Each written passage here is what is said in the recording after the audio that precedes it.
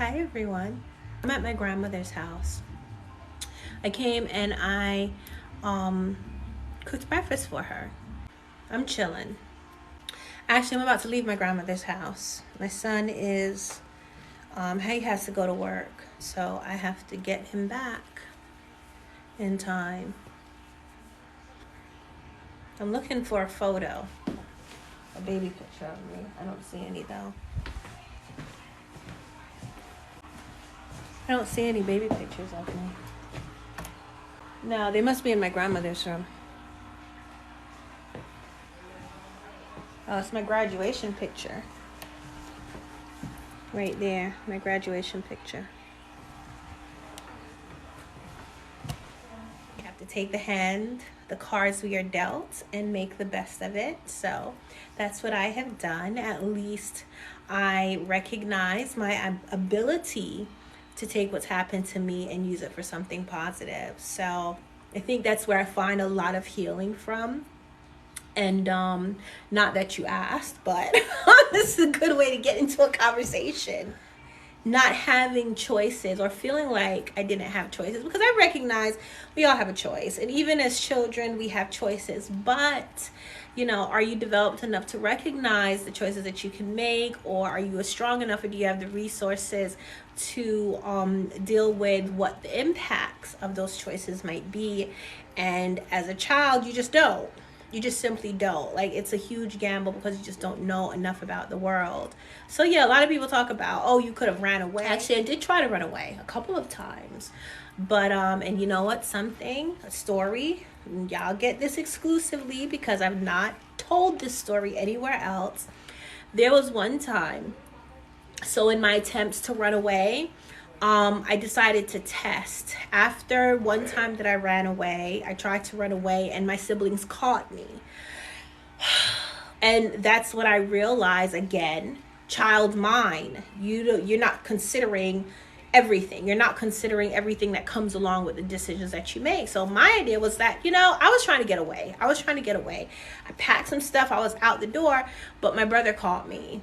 And they was like, well, then what's going to happen to us? If you leave, what's going to happen to us? Because I was left home whenever my parents weren't home. I took care of my siblings, and they didn't know that I was being abused. So they was just asking, well, everybody's afraid of daddy just because he used to beat us. So they was asking what was going to happen to them. And that's when I realized, even as a child, like, oh, shit. That's right. What is going to happen to y'all? And it's something I think about, that state of mind of just not having any kind of faith, a certain kind of faith in your parents. Of course, we depended on them for shelter, clothes, housing, things like that. And I genuinely loved my parents, but there was this area where it was just like, well, you couldn't really trust them because this other thing that was going on that was damaging to me, they was allowing to happen. So when my siblings stopped me that time, a couple of weeks later, I decided to test what would happen if I was to run away. And I did that by hiding in the house. And I hid we had bunk beds. We shared a room. Our apartment is in this house, our old apartment. This is where I am at now, is the house that I grew up in. And a lot of the abuse went on. So our old apartment is connected to this house, my grandmother's house. And me and my siblings, we shared one bedroom, and my father had built bunk beds for us. And the bunk beds was slightly raised off of the floor, and there were drawers underneath. And I was thin enough to fit behind the drawers. I think I was 11. So I decided to test and see what would happen if my father came home and found me gone. I hid under the bed behind the drawers. And it took a couple of minutes, and I could hear him asking, and my siblings didn't know where, because they did have nap time. So I did this. I was able to time it with like nap time and when my parents would get home. And my father started yelling, and he was looking for me, and they were looking all throughout the house. Then he started accusing my siblings, my brother, of knowing where I was and not telling him. And then he threatened to get the belt, and he was just getting angrier and angrier. So when I heard him calling the kids into the living room to beat them to find where I was, that's when I decided to come out.